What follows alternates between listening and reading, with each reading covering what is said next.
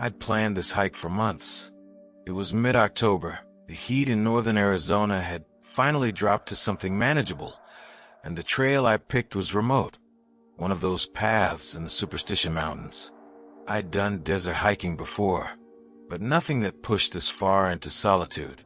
My pack was full of supplies: water, snacks, first aid kit, emergency blanket, and a satellite messenger, just in case. I was confident, maybe overconfident. The day started normal. The trail wound up a narrow canyon, rocks jagged under my boots, cactus and scrub thick on either side. I loved the solitude at first, the silence, broken only by the occasional crow or the distant buzz of a cicada. The sun climbed high, but the wind made it bearable. By mid-morning, I was sweating but not struggling, moving quickly along the ridges. Around noon, I paused near a rocky outcrop to refill my water. That's when I felt it, a sharp, sudden pain on my right ankle. I stumbled back, looking down, and saw a rattlesnake coiled a few feet away, its tail vibrating slightly. It was smaller than the ones I'd read about, but the venom didn't care. I'd been bitten. Panic hit first, then a slow, controlled reaction kicked in. I knew what I had to do: stay calm, immobilize the leg, and get help as fast as possible. I sat down, dug into my pack for the snakebite kit I always carried. I applied a compression bandage as best as I could, tried to keep the leg below heart level, and checked the satellite messenger. No signal. I cursed softly. Cell service here was spotty at best, and I knew my friends back home wouldn't know where I'd gone. I had to rely on my own legs and judgment.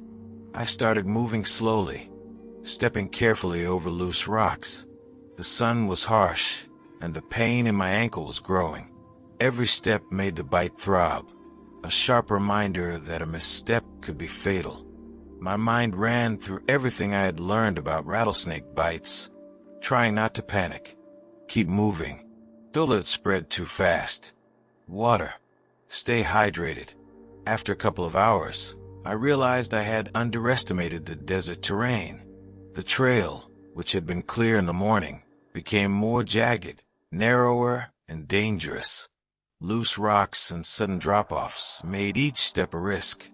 I had to stop frequently to rest, checking my bandage and trying to keep my mind focused. The isolation was starting to sink in. There were no hikers, no distant cars, no voices, nothing. Just me and the canyon. By late afternoon, exhaustion was setting in. My ankle swelled, my muscles ached, and my water supply was half gone. I stumbled upon a small wash and decided to follow it, hoping it would lead me to a trail or a road. That's when I noticed something that froze me. Footprints. Human footprints, fresh, heading the same direction as I was moving. My heart rate spiked. I called out softly, but there was no reply. I debated my next move. Should I follow the footprints or avoid them? In this situation, any contact with strangers in the middle of nowhere could be a risk, but I also needed help. Hunger, pain, and the bite clouded my judgment. I decided to move cautiously, staying behind some rocks to observe. Hours passed, the footprints leading me deeper into the canyon. As the sun began to set, I realized I had made a mistake. The footprints weren't just following the trail, they were watching. Every time I stopped, I noticed subtle signs. A rock moved slightly, a shadow across the canyon wall, a distant crackling of stones. I felt eyes on me, but there was no one there. Fear replaced pain. My mind scrambled. I didn't know if it was someone deliberately tracking me or my imagination after hours of stress and isolation. Night fell, and I had no choice but to make camp. I found a small alcove between rocks, kept my bandaged ankle elevated, and used what water I had sparingly. I tried to stay alert, straining my ears for any sound of movement. Every little thing seemed amplified: the rustle of the wind, the scratching of a lizard, the distant howl of a coyote. but the feeling of being watched never left. The next morning, I moved cautiously, following the wash back toward a main trail I remembered from my map. The swelling in my ankle made each step painful. That's when I saw it, an abandoned backpack, partially hidden under a bush. It looked like it had been there for hours, maybe longer. Inside, I found some food, a half-empty water bottle, and a note scrawled on a piece of paper. "You're not alone. Stay on the path." Fear washed over me. Someone had been here. Someone had been following me. I didn't linger. I used the last of my water to keep moving, limping as fast as I could toward the trailhead I knew was still miles away. By mid-afternoon, I finally reached the trailhead. A ranger was there, surprised to see me in that condition. I explained the bite, the footprints, the note. They called in help immediately and insisted I get medical attention. I spent the next week in the hospital. My ankle healed, but the memory stayed. I never found out who left the backpack or the note. I still hike, but I never go that remote again without backup. Even now, months later, I replay every step of that hike, wondering who or what was out there with me, and whether they'd have let me leave if I hadn't found that wash.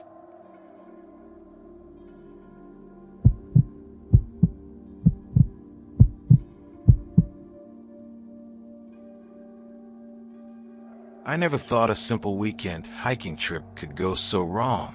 My friends and I had been planning it for months.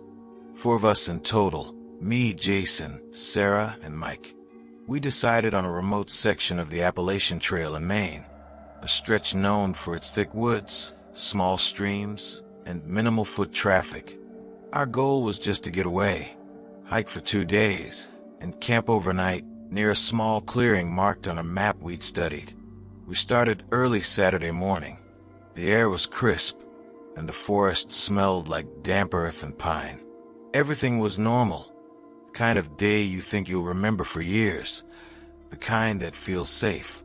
The trail was narrow, winding, and quiet, and we all settled into a steady pace. Conversation flowed easily, but after a couple of hours, I realized the woods were unusually still. No birds, no squirrels. Nothing except the crunch of our boots on the leaf-covered path. By late morning, we reached the small stream we had planned to use to refill our bottles. Sarah leaned down to get water, and that's when Mike noticed the first odd thing. A pair of footprints, human, fresh, leading along the trail ahead of us. None of us recognized the shoes. We joked at first, saying maybe another hiker had passed through earlier. But Jason pointed out something strange. The prints were weirdly spaced, almost like the person had stopped, turned, and walked in a loop before continuing. We shrugged it off and kept moving. The trail was easy enough, and the clearing where we intended to camp wasn't far. But as afternoon came, the feeling of being watched started to grow.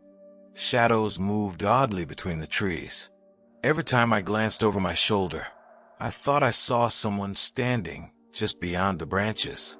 But whenever I blinked or shifted my gaze, no one was there. We reached the clearing just as the sun was beginning to dip. It was a decent spot, flat enough to set up tents and sheltered by a line of thick trees.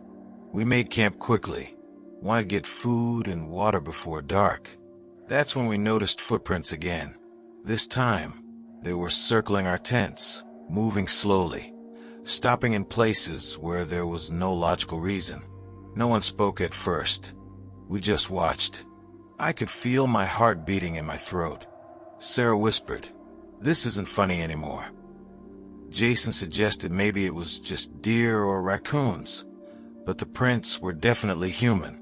We locked away our food, set up in pairs near the tents, and tried to sleep, though none of us really did. Around midnight, it happened. Mike was the first to notice that one of our tents was empty. He nudged me awake. "Where's Sarah?" he said. Panic hit instantly. We searched the clearing, calling her name, flashlight beams cutting through the darkness, but there was no sign of her. Nothing. No footprints leading away. No noise. Nothing that made sense. We spent hours calling, searching in the woods, and trying to make sense of it. Jason suggested we wait until morning to do a proper search. We huddled together uneasy, with the sound of wind through the trees and our own breathing filling the silence. By first light, the remaining three of us decided to retrace the trail, hoping she had wandered off. Hours passed. No Sarah. Then, the weirdest thing started happening. The trail we had hiked in on seemed different. Landmarks we were sure of weren't where we remembered. Rocks, tree stumps, small bends in the trail. They weren't in the right place. Every time we backtracked, the path seemed to stretch longer, twist differently, or dead end in unfamiliar brush. We began to argue, panic slowly turning into frustration. By late afternoon, Jason and I were exhausted, and Mike was growing increasingly anxious. We stumbled across a small clearing, and there, inexplicably, we saw Sarah's backpack. Empty. The water bottle tipped over. A half-eaten granola bar lay on the ground. Nothing else. No sign she had passed beyond that point. We stayed put, calling for her until our voices were hoarse. Darkness came again. I remember lying there, huddled under a thin tarp, staring at the stars between the trees, thinking maybe this was it, that we'd lost her forever. The woods were impossibly quiet, like the forest itself had swallowed her. The next morning, we finally made it back to the nearest ranger station. They launched a search party immediately. Days passed. They never found Sarah. They never explained the trail distortions, or why the clearing looked completely different from our maps.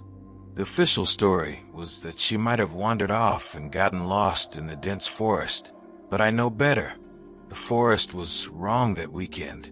It didn't behave like a normal trail. Jason, Mike, and I haven't gone back to that section.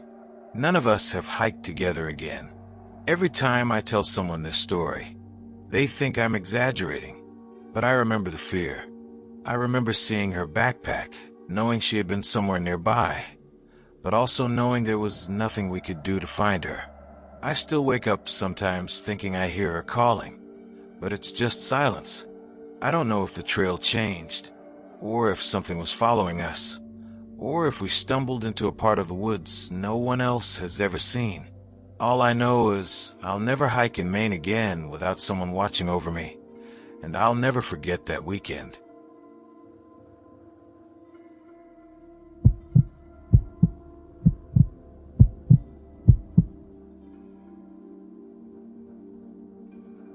I grew up in Alaska, so I've spent more of my life outside than most people spend inside. Hiking, fishing, hunting, it's just how we live. But nothing I'd ever done prepared me for what happened last summer, out near the backcountry north of Talkeetna. I had planned a solo backpacking trip along one of the lesser-known trails. The area was vast, mostly untouched forest, crisscrossed with small creeks and marshy meadows. I'd done this trail a few times before, mostly in late spring when the snow had just melted, but this time it was August. Summer was still warm, though nights could get cold. I packed light: tent, sleeping bag, food for 4 days, a map, and my old satellite messenger. I figured a few days alone would be good for clearing my head. I started early in the morning, the kind of morning only Alaska can produce. The air crisp and clean, the smell of wet spruce and earth heavy around me. Birds were singing, streams bubbling. I felt comfortable, safe. That would change. About a mile in, I spotted someone on the trail ahead of me. At first, I thought it was another hiker. That wasn't unusual. The guy looked like he was in his mid-30s, wearing standard hiking gear, a gray jacket, backpack, baseball cap. But something was off. He didn't wave, didn't acknowledge me, just kept walking, staring straight ahead.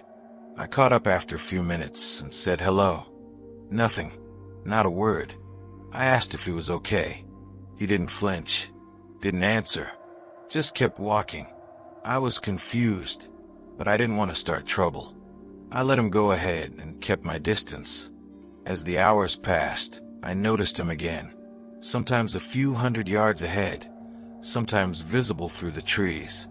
Every time I blinked or changed my angle, he would vanish, then reappear further down the trail. It was unsettling, but I told myself he was just moving faster than I realized. By mid-afternoon, I stopped at a small creek to refill my water. That's when I realized he had been following me. He appeared on the opposite bank, crouched, watching me. My heart rate jumped. I called out, "Hey, can I help you?" Nothing. He stood up, and without breaking stride, he vanished into the trees. I waited. Nothing. I kept hiking, trying to shake the unease. I told myself it was nothing, that people hike alone sometimes, and maybe he had some personal reason for being secretive. But then I started noticing little things. Footprints not my own. Branches bent in unusual ways. Rocks that seemed to have been moved deliberately, as if marking a path I wasn't supposed to see. By late afternoon, I made camp in a small clearing beside a stream. I tried to relax, built a fire, and cooked a small meal. But I couldn't shake the feeling that I wasn't alone. Every time I looked into the tree line, I felt him there, just out of sight. I didn't sleep much. I kept one eye open, one hand on my knife. The next morning, I packed up and continued along the trail. That's when things got worse. The trail itself seemed different. Landmarks I recognized from previous trips were gone or in the wrong place. A bend in the river that should have been ahead wasn't there. The slope I thought I would climb appeared steeper. It was subtle at first, but after a few miles, it was undeniable. I was lost, and the stranger was still there, somewhere. By afternoon, I came across a small campsite. Someone had been there recently. An old tarp, a partially eaten food bar, footprints. But the strange part? Everything was laid out as if someone knew I would be passing. Food placed neatly, tarp folded back. And then I saw the note, crudely written in pencil on a scrap of paper. "You're not alone. You should turn back." Fear hit me like a freight train. I was alone in the Alaskan backcountry, miles from any road, and someone, or something, had been tracking me. I debated turning back, but the trail was no longer familiar, and retracing my steps felt dangerous. I couldn't see where I had gone wrong. I felt trapped. That night, I made another camp, further off the trail, and tried to stay alert. I heard movement outside the clearing. At first, I thought it was wildlife, a moose, maybe, but the sounds were too precise, too deliberate. Footsteps circling the clearing. I froze, barely breathing. I never saw him, but I felt his presence, just beyond the edge of the trees. The following day, I forced myself to move, using my compass and map to navigate back toward the nearest ranger station. Every step felt measured. Every sound made me jump. I started noticing something else. Small, almost imperceptible signs that someone had been observing me for days. Broken twigs, disturbed moss, faint markings on tree trunks. He, or they, had been there before me, waiting. By late afternoon, I finally emerged near a gravel road. I could see a truck parked in the distance, a ranger waving. Relief washed over me, but it didn't last. When I recounted everything, the stranger, the note, the altered trail, the ranger gave me a look I'll never forget. Not disbelief, but something heavier. He told me the area was known for disappearances, and that hikers sometimes reported seeing people that weren't there. I pressed him, but he was real. He followed me for miles. He didn't answer, just shook his head and said, "You're lucky you made it out." I've never hiked alone in that part of Alaska again. I don't know if the stranger was a person, some survivalist, or something else entirely, but I remember him perfectly. The way he moved, the way he never spoke, The way he made me feel like the forest itself was alive and watching. Even now, months later, I can't shake the image of him disappearing into the trees. I tell this story carefully, to people who know the land, because they'll understand the fear,